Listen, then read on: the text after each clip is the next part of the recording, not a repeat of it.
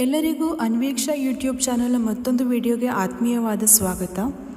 ನಿನ್ನೆ ಪ್ರೀತಿಸುವ ಎಂದು ಕಥೆಯ ಹಿಂದಿನ ಸಂಚಿಕೆಯಲ್ಲಿ ಅಗ್ನಿಗೆ ಆಕ್ಸಿಡೆಂಟ್ ಆಗಿ ಮೈಥಿಲಿ ಅವನನ್ನು ಆಸ್ಪತ್ರೆಗೆ ಕರ್ಕೊಂಡು ಬಂದು ಅಡ್ಮಿಟ್ ಮಾಡಿದ್ಲು. ಅಡ್ಮಿಟ್ ಮಾಡಿ ರಕ್ತ ಕೊಟ್ಟು ಕೂತವಳು ತಾನು ಯಾಕೆ ಅವನನ್ನು ರಾಮ್ ಅಂತೆಲ್ಲ ಕರೆದೆ ಅಂತೆಲ್ಲ ತನ್ನಷ್ಟಕ್ಕೆ ತಾನು ಯೋಚನೆಗೆ ಬಿದ್ದಿದ್ಲು. ಅದೇ ಸಮಯಕ್ಕೆ ಸರಿಯಾಗಿ ಅಗ್ನಿಯ ಫೋನ್ ರಿಂಗ್ ಆಗಿತ್ತು. ಮುಂದೆ ಏನಾಗುತ್ತೆ ಅನ್ನೋದನ್ನು ನಾವು ಈ ಸಂಚಿಕೆಯಲ್ಲಿ ನೋಡಿ ತಿಳಿದುಕೊಳ್ಳೋಣ.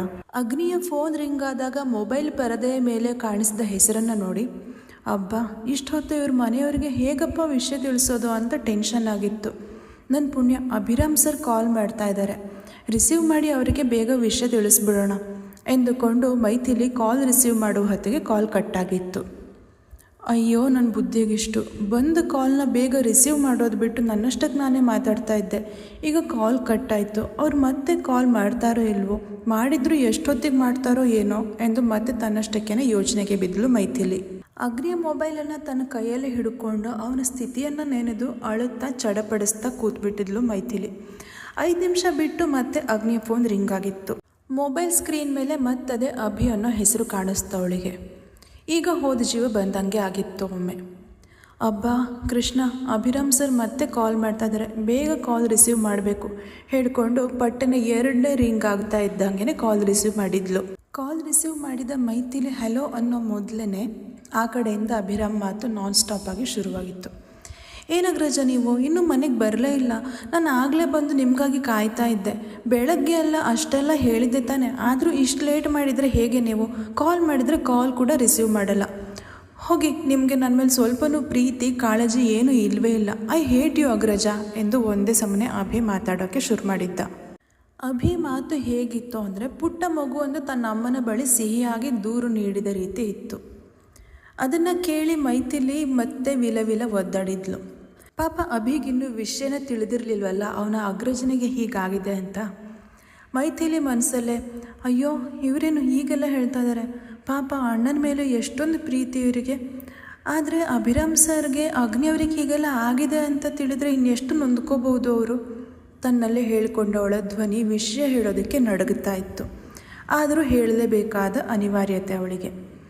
ಇತ್ತ ತನ್ನ ಅಗ್ರಜನ ಮಾತು ಕೇಳಿಸದೇ ಇದ್ದಾಗ ಅಭಿ ಮತ್ತೆ ತನ್ನ ಮಾತನ್ನು ಶುರು ಮಾಡಿದ್ದ. ಹಲೋ ಅಗ್ರಜ ಮಾತಾಡಿ ಪ್ಲೀಸ್. ನೀವು ಹೀಗೆ ಸೈಲೆಂಟಾಗಿದ್ದರೆ ನನಗೆ ಇಷ್ಟ ಆಗಲ್ಲ ಅಂತ ಗೊತ್ತು ತಾನೆ ನಿಮಗೆ. ಪ್ಲೀಸ್ ಏನಾದರೂ ಮಾತಾಡಿ ಎಂದು ತನ್ನ ಮಾತಿಗೆ ಅಗ್ನಿಯ ಕಡೆಯಿಂದ ಯಾವುದೇ ಪ್ರತಿಕ್ರಿಯೆ ಬಾರದೇ ಇದ್ದಾಗ ಮತ್ತೆ ಮಾತಾಡಿದ್ದ ಅಭಿರಾಮ್ ಮಾತಿಗೆ ಅಗ್ನಿ ಹೇಗೆ ತಾನೇ ಉತ್ತರಿಸಲು ಸಾಧ್ಯ? ಈಗ ಅವನು ಎಲ್ಲ ಮಾತುಗಳಿಗೆ ಉತ್ತರಿಸಿ ಕೋಪಿಸಿಕೊಂಡ ತಮ್ಮನನ್ನು ಸಮಾಧಾನ ಮಾಡಬೇಕಾದವರು ಆಸ್ಪತ್ರೆ ಬೆಡ್ ಮೇಲೆ ಜ್ಞಾನವಿಲ್ಲದೆ ಮಲಗಿದ್ದಾರಲ್ಲ. ಈಗಲೂ ತಾನು ಮಾತಾಡ್ತಾ ಇದ್ರೆ ತಪ್ಪಾಗುತ್ತೆ ಎಂದುಕೊಂಡ ಮೈಥಿಲಿ ಹೇಗೋ ಧೈರ್ಯ ತಂದುಕೊಂಡು ಹಲೋ ಅಭಿರಾಮ್ ಸರ್, ನಾನು ಮೈಥಿಲಿ ಮಾತಾಡ್ತಾ ಇರೋದು, ಅಗ್ನಿ ಸರ್ ಅಲ್ಲ, ಅವ್ರ ಮೊಬೈಲ್ ನನ್ನ ಹತ್ರ ಇದೆ ಎಂದವಳು ಅಭಿರಾಮ್ಗೆ ಮುಂದಿನ ಏನು ಮಾತಾಡೋಕ್ಕೆ ಸಮಯ ಕೊಡ್ದೇನೆ ನಡೆದ ಘಟನೆಯನ್ನು ಸಾಧ್ಯಾಂತವಾಗಿ ಅವನಿಗೆ ವಿವರಿಸಿದ್ಲು. ಮೈಥಿಲಿ ಹೇಳಿದ ಮಾತುಗಳನ್ನು ಕೇಳಿದ ಅಭಿರಾಮ್ಗೆ ದೊಡ್ಡ ಆಘಾತವೇ ಆಗಿಬಿಟ್ಟಿತ್ತು. ವಾಟ್? ಏನು ಹೇಳ್ತಾ ಇದ್ದೀರಾ ನೀವು? ಅಗ್ರಜನಿಗೆ ಆಕ್ಸಿಡೆಂಟ್ ಆಗಿದೆಯಾ? ಈಗ ಹೇಗಿದ್ದಾರೆ ಅವರು? ಯಾವ ಹಾಸ್ಪಿಟ್ಲಲ್ಲಿದ್ದಾರೆ? ನಾನು ಈಗಲೇ ಬರ್ತೀನಿ ಎಂದವನ ಮಾತು ತೀರಾ ಆತಂಕದಿಂದ ಕೂಡಿತ್ತು. ತನ್ನ ಅಗ್ರಜನ ಪರಿಸ್ಥಿತಿ ಹೇಗಿರಬಹುದು ಅಂತ ತಿಳಿದುಕೊಳ್ಳುವ ಅವನ ಆತಂಕ ಮಿತಿ ಮೀರಿತ್ತು. ಅಭಿರಾಮ್ ಸರ್, ಅಗ್ನಿ ಅವರನ್ನು ನಿಮ್ಮದೇ ಶ್ರೀರಕ್ಷಾ ಹಾಸ್ಪಿಟಲಲ್ಲಿ ಅಡ್ಮಿಟ್ ಮಾಡಿದ್ದೀನಿ. ಅವರಿಗೆ ಈಗ ಆಪ್ರೇಷನ್ ನಡೀತಾ ಇದೆ. ನನಗೆ ತುಂಬ ಭಯ ಆಗ್ತಾ ಇದೆ ಅವರಿಗೆ ಏನಾದರೂ ಆದರೆ ಅಂತ. ಪ್ಲೀಸ್ ನೀವು ಆದಷ್ಟು ಬೇಗ ಬನ್ನಿ ಸರ್ ಎಂದ ಮೈಥಿಲಿಯ ಧ್ವನಿ ನಡುಗ್ತಾ ಇತ್ತು. ಅವಳ ಮಾತನ್ನು ಕೇಳಿಸಿಕೊಂಡ ಅಭಿರಾಮ್ ಓಕೆ, ನಾನು ಈಗಲೇ ಬರ್ತೀನಿ, ನೀವೇನು ಚಿಂತೆ ಮಾಡಬೇಡಿ, ಆದರೆ ಅಗ್ರಜ ಹುಷಾರು ಪ್ಲೀಸ್. ಡಾಕ್ಟರ್ ಏನಾದರೂ ಹೇಳಿದರೆ ನನಗೆ ಇಮಿಡಿಯೇಟಾಗಿ ಅಪ್ಡೇಟ್ ಕೊಡಿ ಎಂದು ಕಾಲ್ ಕಟ್ ಮಾಡಿದವ ಮನೆಯಲ್ಲಿ ಯಾರಿಗೂ ವಿಷಯ ತಿಳಿಸದೆ ತನ್ನ ಕಾರಿನ ಕೀ ತೆಗೆದುಕೊಂಡು ಆತುರವಾಗಿ ಮನೆಯಿಂದ ಆಸ್ಪತ್ರೆ ಕಡೆಗೆ ಹೊರಟಿದ್ದ. ನಮ್ಮದೇ ಹಾಸ್ಪಿಟ್ಲಲ್ಲಿ ಅಗ್ರಜ ಇದ್ದಾರೆ ಅಂದರೆ ಚಿಕ್ಕ ಅಗ್ರಜನ ಅಲ್ಲಿ ನೋಡಿಲ್ವಾ ಅಥವಾ ಅವರು ಅಲ್ಲಿಲ್ವಾ ಅಂತ ತನ್ನಲ್ಲೇ ಹೇಳಿಕೊಂಡು ವೇಗವಾಗಿ ಕಾರನ್ನು ಓಡಿಸಿಕೊಂಡ ಅಭಿರಾಮ್ ಆಸ್ಪತ್ರೆಯ ಎದುರು ಕಾರು ನಿಲ್ಲಿಸ್ತಾ ಇದ್ದ ಹಾಗೆ ಮತ್ತೆ ಅಗ್ನಿಯ ನಂಬರಿಗೆ ಕಾಲ್ ಮಾಡಿದ್ದ. ಅಗ್ನಿಯ ಮೊಬೈಲನ್ನು ತನ್ನ ಕೈಯಲ್ಲೇ ಹಿಡ್ಕೊಂಡಿದ್ದ ಮೈಥಿಲಿ ಕಾಲ್ ಬಂದ ತಕ್ಷಣ ರಿಸೀವ್ ಮಾಡಿ ಹಲೋ ಹೇಳಿ ಸರ್, ಎಲ್ಲಿದ್ದೀರಾ ಅಂತ ಕೇಳಿದಾಗ ಅಭಿ ಅವಳಿಗೆ ಹಾಸ್ಪಿಟಲ್ ಎದುರು ಇದ್ದೀನಿ, ನೀವೆಲ್ಲಿದ್ದೀರಾ ಅಂತ ಕೇಳಿ ಅವಳಿದ್ದ ಜಾಗವನ್ನು ತಿಳ್ಕೊಂಡು ಲಘುವಾಗಿ ಓಡಿ ಬಂದು ಆಪರೇಷನ್ ಥಿಯೇಟರ್ ಕಡೆ ಬಂದಿದ್ದ. ಆಪರೇಷನ್ ಥಿಯೇಟರ್ ಎದುರು ಅತ್ತಿಂದಿತ್ತ ಗಾಬರಿಯಲ್ಲಿ ಓಡಾಡುತ್ತಿದ್ದ ಮೈಥಿಲಿಯನ್ನು ನೋಡಿ ಅಭಿರಾಮ್ಗೆ ಭಯ ಮತ್ತು ಗಾಬರಿ ಮತ್ತಷ್ಟು ಹೆಚ್ಚಾಗಿತ್ತು. ಯಾಕಂತಂದರೆ ಮೈಥಿಲಿಯ ಬಟ್ಟೆಗೂ ಅಲ್ಲಲ್ಲಿ ಅಗ್ನಿಯ ರಕ್ತ ಮೆತ್ತಿಕೊಂಡು ಅವಳ ಬಟ್ಟೆಯು ರಕ್ತಮಯವಾಗಿತ್ತು. ಅದನ್ನು ನೋಡಿಯೇ ಅಭಿಗೆ ಮತ್ತಷ್ಟು ಗಾಬರಿಯಾಗಿತ್ತು. ಮೈಥಿಲಿ, ಅಗ್ರಜ ಈಗ ಹೇಗಿದ್ದಾರೆ? ಡಾಕ್ಟರ್ ಏನಾದರೂ ಹೇಳಿದ್ರಾ ಎಂದು ಆತಂಕದಿಂದ ಮೈಥಿಲಿಯ ಬಳಿ ಬಂದು ಕೇಳಿದ್ದ ಅಭಿ. ಅಭಿರಾಮ್ ಧ್ವನಿ ಕೇಳ್ತಾ ಇದ್ದ ಹಾಗೆ ಮೈಥಿಲಿ ಅವನತ್ತೆ ತಿರುಗಿ, ಸರ್, ಅಲ್ಲಿ ಅಗ್ನಿ ಸರ್ ಅವರು ಎಂದು ಕುಸಿದು ಕುಳಿತು ಬಿಕ್ಕಿ ಬಿಕ್ಕಿ ಅಳೋಕೆ ಶುರು ಮಾಡಿದ್ಲು. ಅವಳಿಗೂ ಇಷ್ಟು ಹೊತ್ತು ತಡೆ ಹಿಡಿದಿದ್ದ ದುಃಖವನ್ನು ಹೊರಹಾಕೋಕ್ಕೆ ಜೊತೆಯಾಗಿ ಯಾರಾದರೂ ಬೇಕಿತ್ತು. ಮೈಥಿಲಿಯ ಮಾತು, ಅಳು ಎಲ್ಲವನ್ನ ಕೇಳಿಸಿಕೊಂಡ ಅಭಿಗೆ ಮತ್ತಷ್ಟು ಗಾಬರಿಯಾಯಿತು. ಮೈಥಿಲಿ, ಯಾಕಿಷ್ಟು ಅಳ್ತಾ ಇದ್ದೀರಾ ನೀವು? ಬಟ್ಟೆ ಎಲ್ಲ ಯಾಕಿಷ್ಟು ರಕ್ತ ಆಗಿದೆ? ಅಗ್ರಜನ ಜೀವಕ್ಕೇನೂ ಅಪಾಯ ಇಲ್ಲ ತಾನೇ? ಗಾಬರಿಯಲ್ಲಿ ಕೇಳಿದ್ದ ಅಭಿ. ಗೊತ್ತಿಲ್ಲ ಸರ್, ಅಗ್ನಿ ಈಗ ಹೇಗಿದ್ದಾರೆ ಅಂತ ಗೊತ್ತಿಲ್ಲ. ಆಪ್ರೇಷನ್ ನಡೀತಾ ಇದೆ. ಆದರೆ ಅವರನ್ನು ಈ ಸ್ಥಿತಿಯಲ್ಲಿ ನೋಡಿ ನನಗೆ ತುಂಬಾ ಭಯ ಆಯಿತು. ಬೆಳಗ್ಗೆ ಅಷ್ಟು ಚೆನ್ನಾಗಿ ಎಲ್ಲರ ಜೊತೆ ಮಾತಾಡ್ಕೊಂಡಿದ್ದ ವ್ಯಕ್ತಿಗೆ ಸಂಜೆ ಇದ್ದಕ್ಕಿದ್ದ ಹಾಗೆ ಹೇಗೆ ಸರ್ ಇಷ್ಟು ದೊಡ್ಡ ಆಕ್ಸಿಡೆಂಟ್ ಆಗೋದಕ್ಕೆ ಸಾಧ್ಯ? ಅಗ್ನಿ ಅವರನ್ನು ಆ ಸ್ಥಿತಿಯಲ್ಲಿ ನೋಡಿ ಒಮ್ಮೆ ನನಗೆ ನನ್ನ ಹೃದಯದ ಬಡಿತವೇ ನಿಂತ ಹಾಗೆ ಆಗಿತ್ತು. ಮೈಥಿಲಿ ತಾನು ಅಗ್ನಿಯನ್ನು ನೋಡಿದಾಗ ಅವನಿದ್ದ ಸ್ಥಿತಿಯನ್ನು ಈಗ ಅಭಿಯ ಬಳಿ ವಿವರವಾಗಿ ಹೇಳ್ತಾ ಇದ್ಲು. ಮೈಥಿಲಿಯ ಮಾತುಗಳನ್ನು ಕೇಳಿ ಕುಸಿದು ಕುಳಿತು ಬಿಟ್ಟ ಅಭಿರಾಮ್.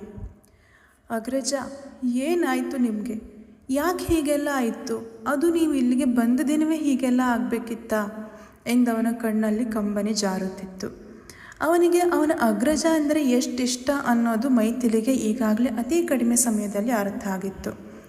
ಅವಳಿಗೆ ಈಗ ತಾನೂ ಅತ್ತು ಇನ್ನಷ್ಟು ಇವನನ್ನು ಭಯಪಡಿಸಿದೆ ಅಂತ ಅನ್ನಿಸ್ಬಿಡ್ತು. ನಾನು ಯಾಕೆ ಇಷ್ಟೆಲ್ಲ ಅಳ್ತಾ ಇದ್ದೀನಿ? ನಾನು ಅಳ್ತಾ ಇದ್ದರೆ ಪಾಪ ಅವ್ರ ಅಣ್ಣನ ಮೇಲೆ ಅಷ್ಟೆಲ್ಲ ಪ್ರೀತಿ ಇಟ್ಕೊಂಡಿರೋ ಅಭಿರಾಮ್ ಸರ್ ಕೂಡ ಇನ್ನಷ್ಟು ದುಃಖ ಪಡ್ತಾರೆ ತನ್ನೆಲ್ಲ ಹೇಳಿಕೊಂಡ ಮೈಥಿಲಿ. ಅಭಿರಾಮ್ ಸರ್ ನೋಡಿ, ಅಗ್ನಿ ಅವರಿಗೆ ಏನೂ ಆಗಲ್ಲ, ಅವರು ಬೇಗ ಹುಷಾರಾಗ್ತಾರೆ. ಪ್ಲೀಸ್ ನೀವು ಇಷ್ಟೊಂದು ಗಾಬರಿ ಆಗಬೇಡಿ ಎಂದು ತನಗೆ ತಿಳಿದ ರೀತಿಯಲ್ಲಿ ಸಮಾಧಾನ ಮಾಡೋಕ್ಕೆ ನೋಡಿದ್ಲು. ಮೈಥಿಲಿ, ಅಗ್ರಜ ಇವತ್ತಷ್ಟೇ ಇಂಡಿಯಾಗೆ ಬಂದಿದ್ದರು. ಅವರಿಗೆ ಇವತ್ತೇ ಹೀಗೆಲ್ಲ ಆಗಬೇಕಿತ್ತಾ? ಪಾಪ ಅವರು ಇದುವರೆಗೂ ಯಾರಿಗೂ ಕೆಟ್ಟದ್ದಾಗಲಿ ಅಂತ ಬಯಸಿಲ್ಲ. ಆದರೂ ಅವರಿಗೆ ಯಾಕೆ ಹೀಗೆಲ್ಲ ಆಗಬೇಕಿತ್ತು ಎಂದು ಇನ್ನಷ್ಟು ದುಃಖ ಪಟ್ಟುಕೊಂಡು ಕೇಳಿದ ಅಭಿ. ಸಮಾಧಾನ ಮಾಡ್ಕೊಳ್ಳಿ ಅಭಿರಾಮ್ ಸರ್, ಅಗ್ನಿ ಅವರಿಗೆ ಏನೂ ಆಗಲ್ಲ ಅಂತ ನನ್ನ ಮನಸ್ಸು ಹೇಳ್ತಾ ಇದೆ. ಅವರು ಬೇಗ ಹುಷಾರಾಗ್ತಾರೆ. ನೀವೇ ಹೀಗೆ ಅಳ್ತಾ ಇದ್ದರೆ ಪಾಪ ನಿಮ್ಮ ಮನೆಯಲ್ಲಿ ಇನ್ನೂ ಉಳಿದವ್ರಿಗೂ ಕೂಡ ವಿಷಯ ಹೇಳಿಲ್ಲ ಅನಿಸುತ್ತೆ. ಅವರಿಗೆಲ್ಲ ಗೊತ್ತಾದರೆ ಅವ್ರು ಎಷ್ಟು ಗಾಬರಿ ಆಗ್ಬೋದು ಯೋಚಿಸಿ ಒಮ್ಮೆ. ನೀವು ಮೊದಲು ಸಮಾಧಾನ ಮಾಡ್ಕೊಳ್ಳಿ ಪ್ಲೀಸ್ ಎಂದು ಮೈಥಿಲಿ ತಾಯಿಯೊಬ್ಬಳು ತನ್ನ ಮಗುವಿಗೆ ಸಮಾಧಾನ ಮಾಡುವ ರೀತಿಯಲ್ಲಿ ಅಭಿಗೆ ಸಮಾಧಾನ ಮಾಡಿದ್ಲು. ಮೈಥಿಲಿಯ ಮಾತಿಗೆ ಅಭಿ ಗಾಬರಿಯಲ್ಲಿ, ಅಯ್ಯೋ ಹೌದಲ್ಲ, ಮನೆಯಲ್ಲಿ ಯಾರಿಗೂ ಈ ವಿಷಯ ಗೊತ್ತಿಲ್ಲ, ನಾನು ಹಾಗೆ ಬಂದುಬಿಟ್ಟೆ ಹೇಳ್ದೇನೆ. ಆದರೆ ಅವರಿಗೆಲ್ಲ ಈ ವಿಷಯ ತಿಳಿದ್ರೆ ಗಾಬರಿ ಆಗ್ತಾರೆ. ನಾನೀಗೇನು ಮಾಡಲಿ? ಅಮ್ಮ, ಚಿಕ್ಕಮ್ಮ, ಚಿಕ್ಕು ಎಲ್ಲ ಅಗ್ರಜನ ಮೇಲೆ ತುಂಬ ಪ್ರೀತಿ ಇಟ್ಟಿದ್ದಾರೆ. ನಾನು ಅವರಿಗೆಲ್ಲ ವಿಷಯ ಹೇಳಲಾ ಬೇಡವಾ ಈಗ ಎಂದು ಅಭಿರಾಮ್ ಮೈಥಿಲಿಯನ್ನೇ ಕೇಳಿದ್ದ. ಅಭಿರಾಮ್ಗೆ ಆದ ಭಯದಲ್ಲಿ ತಾನೀಗ ಮುಂದೇನು ಮಾಡಬೇಕು ಅನ್ನೋದು ಕೂಡ ಸೂಚಿಸಿದ ಹಾಗೆ ಆಗ್ಬಿಟ್ಟಿತ್ತು. ಹಾಗಾಗಿ ತಾನು ಮನೆಯವರಿಗೆ ವಿಷಯ ಹೇಳಬೇಕೋ ಬೇಡವೋ ಅದನ್ನು ಕೂಡ ಮೈಥಿಲಿಯ ಬಳಿ ಕೇಳಿಬಿಟ್ಟಿದ್ದ ಅವನು. ಹೇಳಿ ಸರ್, ಮನೆಯವರಿಂದ ಈ ವಿಷಯ ಮುಚ್ಚಿಡೋಕ್ಕೆ ಆಗಲ್ಲ, ನೀವು ಈಗಲೇ ಫೋನ್ ಮಾಡಿ ಹೇಳಿ ಎಂದು ಮೈಥಿಲಿ ಅವನಿಗೆ ಸಲಹೆ ಕೊಟ್ಟಳು. ಮೈಥಿಲಿಯ ಮಾತಿಗೆ ಒಪ್ಪಿಕೊಂಡ ಅಭಿರಾಮ್ ಮನೆಯವರಿಗೆ ಫೋನ್ ಮಾಡಲು ಸ್ವಲ್ಪ ಸರಿದು ಹೋಗಿದ್ರೆ ಮುಂದಿನ 5 ನಿಮಿಷದಲ್ಲಿ ಆಪರೇಷನ್ ಥಿಯೇಟರ್ ಹೊರಗಿದ್ದ ದೀಪ ಹಸಿರು ಬಣ್ಣದಲ್ಲಿ ಬೆಳಗಿತ್ತು. ಅವನಿಗೆ ಆದ ಈ ಆಕ್ಸಿಡೆಂಟ್ ಮೈಥಿಲಿ ಅವನನ್ನು ಆಸ್ಪತ್ರೆಗೆ ಸೇರಿಸಿ ರಕ್ತ ಕೊಟ್ಟಿದ್ದು. ಇದರಿಂದ ಮೈಥಿಲಿಯ ಬದುಕಲ್ಲಿ ಏನಾದರೂ ಬದಲಾವಣೆ ಆಗ್ಬೋದಾ? ಆದರೂ ಯಾವ ರೀತಿ ಬದಲಾವಣೆ ತರಬಹುದು ಅನ್ನೋದನ್ನು ನಾವು ಮುಂದಿನ ಸಂಚಿಕೆಯಲ್ಲಿ ನೋಡೋಣ. ಈ ಸಂಚಿಕೆ ನಿಮಗೆಲ್ಲ ಇಷ್ಟವಾಯಿತು ಎಂದು ಭಾವಿಸುತ್ತೇನೆ. ಇಷ್ಟವಾಗಿದ್ದಲ್ಲಿ ಲೈಕ್ ಮಾಡಿ, ಕಮೆಂಟ್ ಮಾಡಿ, ಶೇರ್ ಮಾಡಿ. ಹಾಗೆ ತಪ್ಪದೆ ಅನ್ವೀಕ್ಷಾ ಯೂಟ್ಯೂಬ್ ಚಾನಲನ್ನು ಸಬ್ಸ್ಕ್ರೈಬ್ ಮಾಡಿಕೊಳ್ಳಿ. ಧನ್ಯವಾದಗಳು.